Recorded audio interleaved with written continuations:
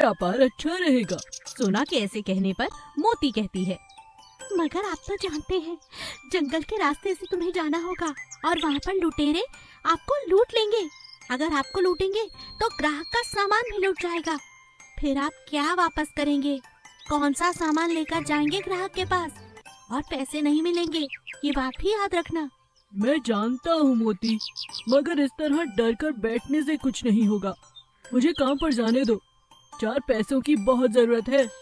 अगर कुछ कमाऊंगा नहीं तो तुम्हें खिलाऊंगा क्या? सोना की बात मोती मान जाती है। सोना काम पर चला जाता है।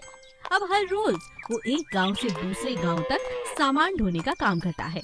धीरे धीरे उसका व्यापार अच्छा बढ़ने लगता है। मगर जब इस बात की खबर पुराने जंगलों को चलती है तो वो लोग उसका पीछा करने लगते हैं और उसे घेर लेते हैं। आप लोग मुझे क्यों घेर कर खड़े हो गए? चाहते क्या हो? दुश्मन बैल सोना बैल से कहता है, हाँ, तू हमारा काम छीन रहा है, तुझे तो हम छोड़ने वाले नहीं।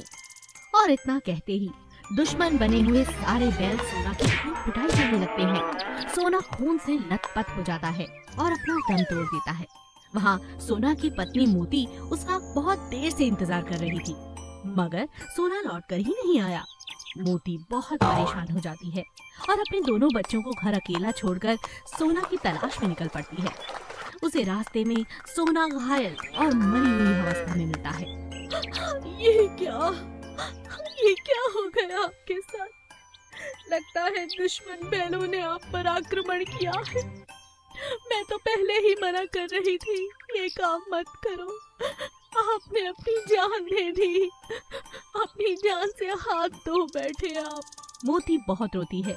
जैसे तैसे लकड़ियां जुटाकर मोती वहीं पर सोना का अंतिम संस्कार कर देती है और घर लौटकर अपने बच्चों के पास आकर कहती है, आज से मैं ही तुम्हारी माँ हूँ और मैं ही तुम्हारा पिता।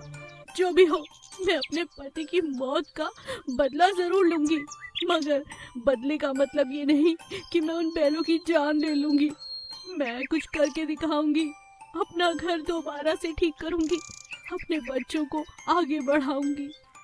चूहा और बिल्ली अक्सर लड़ाई किया करती थी। ये बात राजा शेर को पता चल चुकी थी।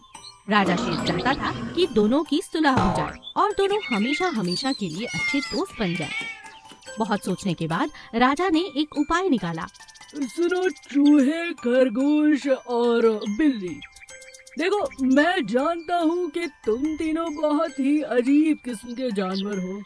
इस लायक तो नहीं कि मेरी सभा के सदस्य बनो, मगर इस वर्ष मैं चाहता हूँ कि तुम में से ही कोई दो मेरे